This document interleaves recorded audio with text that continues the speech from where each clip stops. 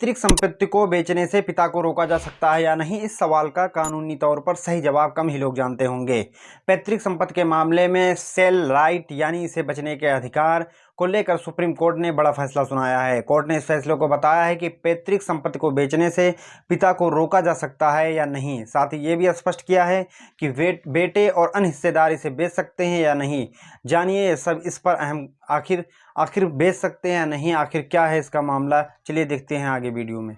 Supreme court ने इस case की सुनवाई करते हुए एक फैसले में कहा कि अपने पारिवारिक कर्ज को चुकाने या अन्य कानूनी जरूरतों के लिए परिवार का मुखिया पैतृक संपत्ति बेचता है तो उसे कोई नहीं रोक सकता, ना ही पुत्र या अन्य हिस्सेदार उसे कोर्ट में चुनौती दे सकते हैं। यह फैसला सुनाते हुए सुप्रीम कोर्ट ने 54 वर्ष पहले दायर किए एक मुकदमे को सिरे से खारिज कर दिया। अगर बात करें पैतृक संपत्ति को बेचने का अधिकार व स्थिति को स्पष्ट करते हुए कोर्ट ने यह भी कहा कि ये सिद्ध होने पर कि ने कानूनी जरूरत के तहत संपत्ति बेची है तो हिस्सेदार इसे अदालत में चुनौती नहीं दे सकते हैं, फिर उसमें हिस्सेदार चाहे पुत्र हो या अन्य कोई और। यह अहम टिप्पणी कोर्ट ने एक बेटे द्वारा अपने पिता के खिलाफ 1964 में दायर केस की सुनवाई करते हुए सुनाया था। इस मामले के सुप्रीम कोर्ट पहुंचने तक पिता और पुत्र दोनों इस दुनिया में नहीं रहे, लेकिन उनके उत्तराधिकारियों के मामले जारी रखा था।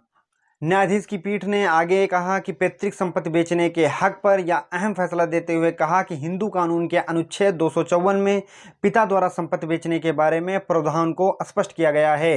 कोर्ट में आए इस मामले के अनुसार प्रीतम सिंह के परिवार पर कर्ज था और उन्हें खेती की जमीन में सुधार के लिए भी पैसे की जरूरत थी। पीठ ने कहा कि प्रीतम सिंह के परिवार का कर्ज होने के कारण उसे पूरा अधिकार था कि वो कर्ज चुकाने के लिए संपत्ति बेच सकता है। दरअसल ये पूरा मामला है 1962 का। एक शख्स ने 1962 में लुधियाना तहसील तहसील 164 केनाल जमीन बेचने का सौदा किया था। इस फैसले को उनके पुत्र ने अदालत में चुनौती दी और तर्क देते हुए कहा कि वे भी इस संपत्ति में हक रखते हैं, इसलिए इस पैतृक संपत्ति को उनके अनुमति के बिना पिता नहीं बेच सकता। ट्रायल कोर्ट ने इस मामले में फैसला पुत्र के पक्ष में दिया था और मुकदमा रद्द कर दी थी। कोर्ट ने इस मामले में फैसला पुत्र के पक्ष में दिया था और बिक्री रद्द कर दी थी।